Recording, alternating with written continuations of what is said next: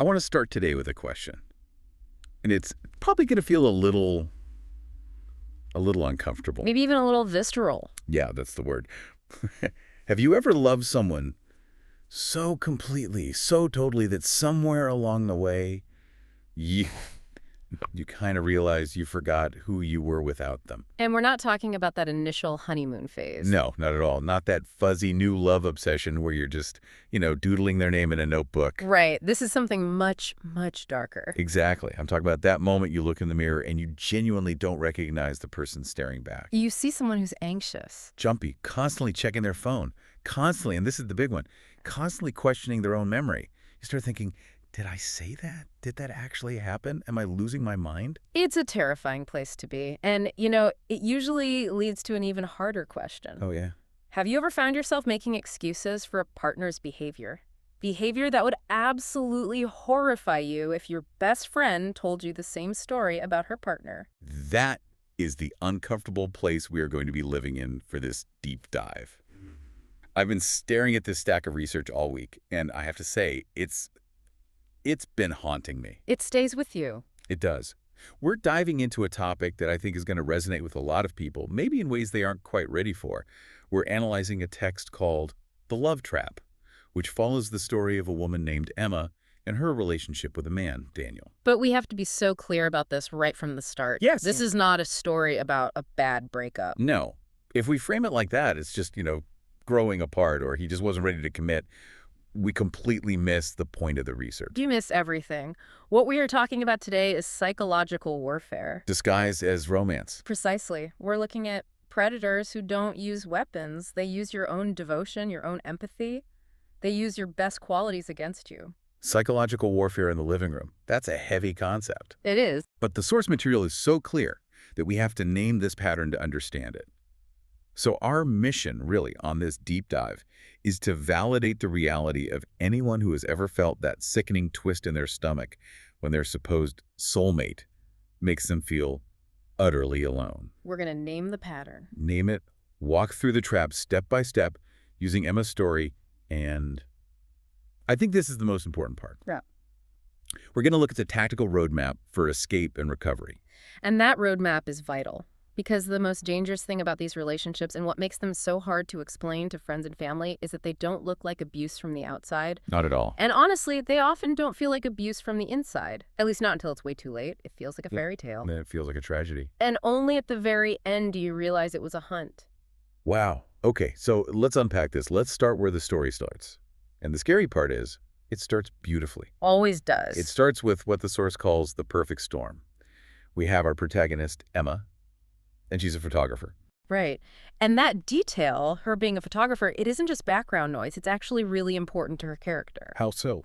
Well, she's someone who notices details, She understands light and shadow. She believes in truth. The text even says she thinks she can spot a fake from a mile away. So she's not naive. Not at all. She's observant. She's smart. Which makes what happens to her even more unsettling. It really shows this can happen to anyone, no matter how sharp they think they are. Exactly. So she meets Daniel. And it's the classic meet cute, isn't it? A bookstore. Mm-hmm. On a Tuesday. It literally sounds like the beginning of a rom-com. It's idyllic. They reach for the same photography book. He has this calm voice, a soft, genuine smile. And, this is the first misconception we have to just clear up right now. What's that? We often expect predators, people with these psychopathic or narcissistic traits, to be slick, aggressive, obviously arrogant, the loud guy at the bar. Right. But Daniel is calm. He's like still water. And that calmness feels safe. It feels mature. So they go for coffee, and this is where the hook really sets in. Mm-hmm. It wasn't just that he was handsome or charming. It was the way he listened. Yeah. The source says he didn't just listen, he mirrored her. Yes. Can we break that down? Because mirroring sounds like a communication technique you learn at a corporate workshop, like active listening. But here it feels weaponized. That's a perfect word for it. Mirroring is a critical term here. In a healthy relationship, you find common ground. You say, oh, you like jazz. Hey, I like jazz too. And you bond over that shared reality. Right. But predatory mirroring is different. It's data collection. Daniel listens to her mention an obscure Japanese photographer from the 1970s, Yeah. something very specific to her identity, her inner world. Something that makes her her. Exactly, and his eyes light up. He claims he knows his work. It creates that instant spark. That feeling of, oh my God, you too. That's it, exactly. But look at the Patagonia detail in the text. This is where it gets really creepy when you look back. She tells him about her lifelong dream to visit the mountains in Patagonia, describing them as the mountains at the end of the world. This is a deep, private dream for her. And what does he say? He says, I've had that same dream since I was a kid. Right, I've had that same dream. This creates such an intense, accelerated sense of intimacy. It's that feeling of, oh, there you are. I've been waiting for you my whole life. You feel completely seen. But you aren't being seen. You're being reflected. Yeah. He is taking the data you give him, your dreams, your tastes, your values, and reflecting them back to you to create a persona that is, well, your perfect match. So essentially, he's a chameleon. If she had said she loved monster truck rallies and heavy metal, he probably would have had that dream since he was a kid, too. Precisely. The mask is custom made for the target. He is assessing what she lacks, what she yearns for, and he is becoming that thing. It creates this miracle feeling. But he doesn't just mirror her likes, he hooks her empathy, too. This part of the source material was fascinating. The vulnerability hook. He shares this, what the source calls, carefully curated trauma. A difficult childhood, a betrayal in a past relationship. And he tells her, most people don't get me. They don't see the damage. That is a masterstroke of manipulation. I mean, think about the positioning there. Brilliant. By saying, most people don't get me, he creates an us against the world dynamic immediately. It sets them apart as a special unit. Right, they're the only two who understand. Exactly. And by showing her his damage, he triggers her protective instincts. We see this so often with highly empathetic people like Emma. She doesn't just want to date him, she wants to heal him. She feels chosen. She feels chosen to be the one person who truly understands this deep, complex soul. It's the Beauty and the Beast archetype. She thinks her love can transform him. And he is absolutely banking on it. He knows that if she feels sorry for him, she'll overlook the red flags later on. And then comes the love bombing. But again, the text is clear about how subtle this can be. It's not like showing up with a marching band or buying her a car. No, it's more insidious than that. It's texts morning and night. But the source describes them as cherishing, not overwhelming, and then the future faking. He's talking about destiny, soulmates, and these very specific visions. And that specificity is what makes the lie sellable. He doesn't just say, we'll have a house someday. He says, I can see us in a little house with a dark room for you. Oh, wow. He incorporates her specific passion photography into their shared future. He talks about kids having her eyes. It anchors the fantasy in her reality. It's intoxicating. Emma feels like the best version of herself. Her friends are saying she's glowing. It's the happiest she's ever been. And that is exactly why the trap works. The source uses this incredible metaphor, the house of mirrors. I love this metaphor. You walk in, and every mirror shows you exactly what you want to see. Yourself, but happier, loved, understood. You are so mesmerized by the reflection that you don't notice the person holding the mirrors is a complete stranger. You haven't actually met Daniel yet. Not at all. You've met the mask designed specifically for Emma. That gives me chills. So she's completely hooked, she's in love. The idealization phase is complete. And then we move into the next phase. Shift. The source calls it the slow rotation.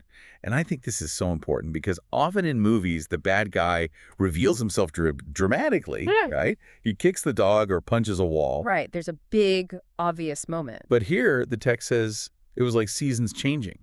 You don't notice it happening until suddenly it's winter. Exactly. It's the erosion of her boundaries, but it's done with velvet gloves. It starts with what we call velvet insults. Velvet insults. These are criticisms that are wrapped up as compliments or concern, which makes them very hard to defend against because on the surface, they sound nice. There are two specific examples in the text that they really stood out to me as textbook. The first is the friends incident. They're out with her college friends, having a good time. Later, Daniel gets quiet and he says something like, "You're so much deeper than they are. I worry they keep you small." And just think about the psychological maneuvering there. It is brilliant and it is evil. How so? If he had said, "I hate your friends, don't see them," she would have rebelled. That's obviously controlling. That raises a red flag. Sure. But by saying, "You are so deep and they are shallow," he flatters her ego while simultaneously planting a seed of isolation. He frames her isolation as growth. So the next time her friends invite her out, she hesitates. She hesitates. She thinks, maybe he's right. Maybe we do just gossip. She isolates herself, thinking it's her own choice. That is insidious. It reminds me of how cults operate. They separate you from your support system by claiming they just don't understand your new level of enlightenment. It's the exact same playbook. And then there's the red dress incident. She wears a dress she loves, and he tells her she's the most beautiful woman there, but then he adds, There's always a but. that color is just a lot for a casual dinner, don't you think? But I love that you don't care what people think. It's devastating. He builds her up and cuts her legs out from under her in the very same sentence. I love that you don't care what people think. It implies that everyone else is thinking something negative about her, so she spends the rest of the night tugging at her dress, feeling foolish. It makes her self-conscious and, more importantly, dependent on his approval for her reality. He becomes the arbiter of what's appropriate. He becomes the arbiter of everything. And alongside these velvet insults, we get the dark moods. Daniel becomes distant, sad, but he won't say why. He says things like, just old ghosts, and then tells her to go have fun without him. But he knows she won't. He knows she's an empath. If he's sitting at home sad, she can't go out and enjoy herself. So she cancels her plans to comfort him. Every time. This shrinks her world. It's not that he forbade her from leaving. It's that he made leaving feel guilt-inducing. He is training her to prioritize his emotional state above her own friends, her hobbies, everything. It's conditioning. It is purely and simply conditioning. Like Pavlov's dogs, she's being trained to respond to his moods. And once her world is shrunk and she's already off balance, the fog rolls in. This is where the source introduces the concept of gaslighting. And we hear this word a lot on the internet these days, sometimes incorrectly. But the example in the text is so clear. The stood me up scenario. Right. So let's look at the facts. On Thursday, Daniel tells her he has to work late on Friday, so she makes other plans. Friday night, she comes home, and he's sitting there in the dark. Claiming she stood him up. He says, I never said I had to work. You just didn't listen. And he's calm. He's not screaming. He's just disappointed in her. And that's the key. If he were screaming, she might fight back. But his calm certainty makes her question her own sanity. It makes her think, did I get that wrong? Exactly. Gaslighting isn't just lying. It is the systematic dismantling of the victim's trust in their own perception. It's being told the sky is green so many times that you start to check your eyes. It's heartbreaking. Emma actually starts keeping a secret journal just to track reality dates, times, what was said. Just to prove to herself she's sane. So here's the big question. Why does she stay? Why didn't she leave right then? And the source talks about intermittent reinforcement. This is the strongest psychological bond there is. It's the slot machine effect. Okay, explain that. Think about gambling. If a slot machine never paid out, you'd stop playing immediately. If it always paid out, you'd eventually get bored. But if it pays out randomly, You get addicted. you get addicted, you keep pulling that lever, hoping this time is the win. So Daniel is the slot machine. He is the slot machine. After days of cold silence or gaslighting, good Daniel comes back. He brings flowers, he cries, he apologizes. He says, "You're the only real thing in my life." And that feeling of relief. Yeah. The text says it's like coming up for air after you've been held underwater. Precisely. The bad times make you desperate, and the good times make you hopeful. You become, as the source puts it, a prisoner working for the warden. Wow. You're grateful for these tiny scraps of affection he dares you, not realizing he's the one who was starving you in the first place. You are chemically addicted to that cycle. So we have this cycle. But, eventually the mask has to slip. It always does. We move into the third section of the text. Yeah. The empty core. What is actually driving Daniel? Because it doesn't seem like love, and it doesn't even really seem like hate. It's not hate. Hate implies passion. This is Right. Indifference masked as need. The source defines his goal as supply. Supply. Supply is the emotional reaction he siphons from her. It can be adoration, it can be pain, it can be confusion, fear. It doesn't matter, as long as it's intense. It's just fuel for him. It's just fuel. The source mentions clinical research suggesting that people with these psychopathic traits actually have different brain wiring-less activity in emotional centers. They feel a chronic emptiness that they try to fill with other people's intense emotions. That is chilling. He's basically a vampire, but for emotion. That is exactly what he is. And Emma starts to see this emptiness. It starts with these little cracks in the story. A receipt for an expensive necklace that she knows wasn't for her. And watch how he handles it. He lies so smoothly. Oh, that was for a colleague who was leaving last Christmas. He doesn't panic. Then there's the text from a client saying, missing you. And when she confronts him about that text, he spins it. He tells her she's being insecure and suggests that she needs therapy. That's the defense mechanism working perfectly. He pathologizes her legitimate suspicion. He makes her feel like she's the broken one for noticing his bad behavior. It's a classic deflection tactic. But the truth comes out. She finally checks his email. And I felt sick reading this part. It wasn't just one affair. The text calls it a landscape of betrayal. The scope is just staggering. We aren't talking about a drunken one-night stand. We are talking about long romantic emails to a woman named Clara engaging in the exact same future faking he did with Emma. Unbelievable. There were crude sexual exchanges with another woman and then a third woman who was in the early love bombing phase. And this detail just killed me. The third woman was receiving the exact same poetic lines that Emma had received in the beginning. The same lines. That just proves it was a script. It was never about Emma at all. Never a way. And that's the hardest pill to swallow. It was about securing a source of supply. He even lied about having a dead parent who was actually alive. The deception was total. It was a complete construct. And the confrontation, this is the moment that I think really defines the psychopathic element. Yeah. She confronts him with the evidence. She's devastated. She's shaking. She's crying. And his reaction, Nothing. he sighs like he got a parking ticket. No empathy, no guilt, just inconvenience. Okay, you found out. And then immediately the flip. He blames her. He says her invasion of privacy and her instability drove him to these escapes. He actually says, maybe if you weren't so needy, I wouldn't have had to do this. That is crazy making. Yes. In psychology, we sometimes call this DARVO. Deny, attack, and reverse victim and offender. The betrayal is real, but he hijacks the narrative so that the victim ends up apologizing for the abuser's actions. It's designed to leave you completely disoriented. So disoriented that you can't form a coherent thought, let alone an exit plan. But Emma does. Emma forms a plan. This brings us to the turning point and extraction. She's holding these two completely opposite realities in her head. The soulmate and the stranger. Which is cognitive dissonance. And the human mind can't hold that kind of tension forever. Something has to break. Something has to give. For Emma, the clarity comes when she reads her own journal, the one she kept to stop feeling crazy.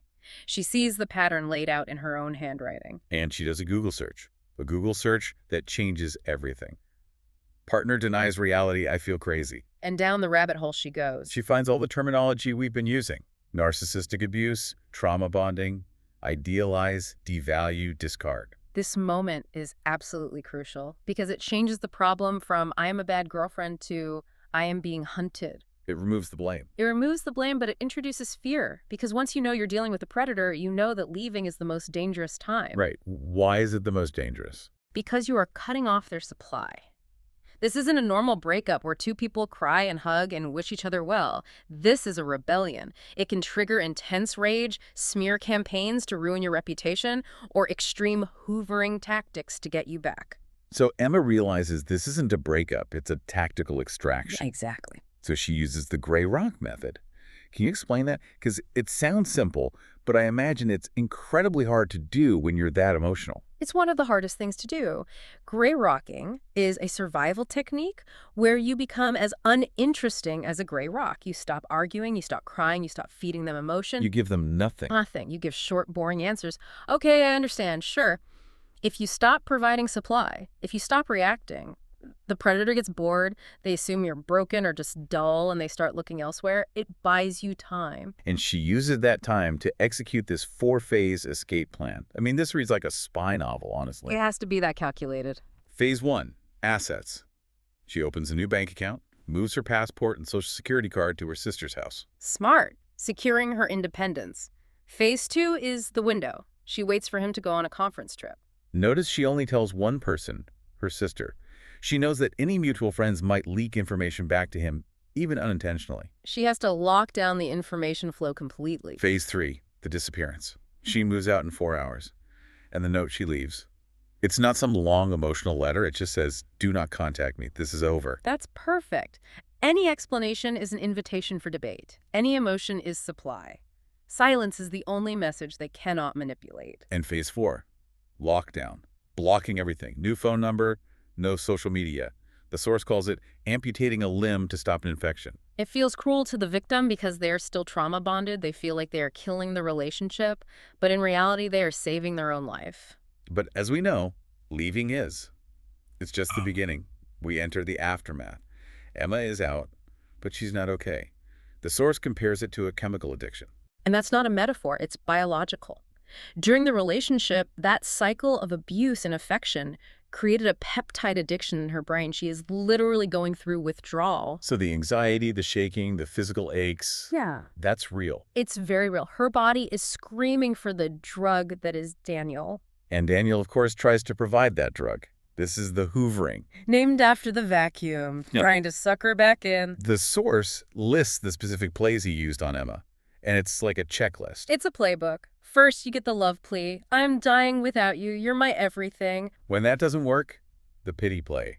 I'm in the hospital. Then comes the rage threat. You will regret this. I'll ruin you. And finally, the false emergency. Your dog is sick. She didn't even have a dog. Why no? And that just shows the desperation and the utter cynicism of the tactic. He's throwing anything against the wall to see what sticks. He just needs her to respond. So the expert advice here is clear. Any response, even a text that says, leave me alone, teaches the predator that that specific hook got a reaction. Silence is the only shield. So she holds the line, she stays no contact, and she begins reclamation. The source outlines 5 pillars of recovery. And the first one is interesting, trauma-informed therapy. Why not just regular therapy? Because regular therapy often focuses on communication and shared responsibility. If you go to a marriage counselor with a psychopath, the counselor might say, well, Emma, how can you communicate your needs better? Which just validates the abuse. It totally validates the abuse. You need a therapist who understands CPTSD, complex PTSD, and gaslighting.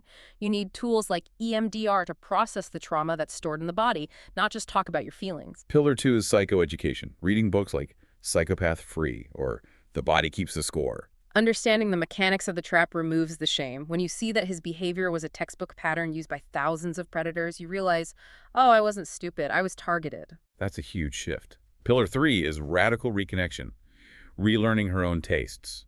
The source says she literally had to figure out what food she liked again because he had always chosen for her. It's rebuilding the self from the ground up, brick by brick. Pillar 4 is the gift of anger. I love this one. Moving from an emotion that was pathologized to seeing it as righteous. Anger is a boundary. In the relationship, her anger was called crazy or unstable. Now, her anger is the force that says, I will not be treated this way ever again. It's protective. It's vital. And the final pillar, number 5, integration. Not erasing the past, but integrating the wisdom from it. You can't go back to being the innocent person you were before. You are now someone who knows that monsters exist. That makes you wiser, not broken. Which leads us to the Phoenix process and this idea of post-traumatic growth. But before we get there, we have to talk about the second betrayal. This made me so angry reading it. It's one of the most painful parts of recovery. Emma escapes, she starts to tell people, and they don't believe her. Because Daniel is charming in public. He's the nicest guy. So when Emma tells her story, friends say things like, that doesn't sound like the Daniel I know, or are you sure you're not exaggerating things? It's gaslighting by proxy. The society gaslights her. Exactly. It isolates the victim even further. And so often, mutual friends want to stay neutral. But as the saying goes, neutrality in the face of oppression always helps the oppressor. So Emma ends up having to cut off not just Daniel, but the entire social circles that enabled him. A painful but necessary step. But she survives. 2 years later, the source describes her new normal. Her life is steady. She calls it boring in a good way. The other shoe never drops. And that is the goal. A boring nervous system is a healed nervous system. No more drama, no more chaos. And her art changed. It became grittier, more real. And her view of Daniel changed. This is maybe the most hopeful part to me. She doesn't hate him with a fiery passion anymore. He just feels distant. Like hearing about a natural disaster in a country far, far away, that is true indifference. That is freedom. The source lists 4 specific changes in her post-traumatic growth. The first is razor-sharp discernment. Yes. She can now spot a love bomber in 5 minutes. She sees the calculation behind the charm. She isn't cynical, she's just armed. Number 2 is unshakable self-trust. Her gut is now her compass. If something feels off, she doesn't apologize for it. She leaves. Her boundaries are non-negotiable. 3 is profound self-compassion, and 4 is clarified purpose. And the expert insight here is just beautiful. It says, the light the predator sought was never theirs. It was always the victim's. That's the fundamental truth. They target you because you are bright and empathetic and full of life. All the things they can mimic but never truly possess. They didn't steal your light, they just tried to stand in it for a while. Once you remove them, the light is still yours. Wow. That really reframes the whole experience, doesn't it? So, okay, what does this all mean for you listening right now? The source ends with a reality check. It asks you, the listener, to just stop and breathe for a second and answer one question honestly. Do I feel safe in my own relationship? Not, is he nice? Not, do we have fun sometime? No. But do you feel safe emotionally, mentally, physically? Does your body knot up when you hear their car in the driveway? Your body knows. That's the big takeaway. If you are exhausted from constantly managing someone else's emotions, that is a sign. And the source gives an immediate, very practical action plan. Step 1 is the grocery list note. Right. You create a locked note on your phone, you call it grocery list or something boring, and you document 3 things that made you feel small or confused this week. Just facts. Tuesday, he said X, I felt Y. This breaks the gaslighting. When he inevitably denies it later, you have the record. You have your reality in writing. Step 2 is to tell one trusted person. Say the words out loud. I think I might be in an emotionally abusive relationship. Just saying it breaks the spell of secrecy. And step 3 is to save the National Domestic Violence Hotline number under a fake name in your phone. The number is 1-800-799-7233. And you don't need bruises to call. You don't need bruises to call. You just need to feel unsafe. The final thought from the source is something I really want to leave everyone with. It's powerful. The first step is believing yourself. I will no longer apologize for my own reality. That is the mantra. Your reality is valid. You are not crazy. And you are not alone. We have covered a lot of ground today. This was a heavy one, but I think an incredibly necessary one. If any part of this deep dive resonated with you, please take those small steps. Trust your gut. Thank you for listening, and please take care of yourselves. Stay safe.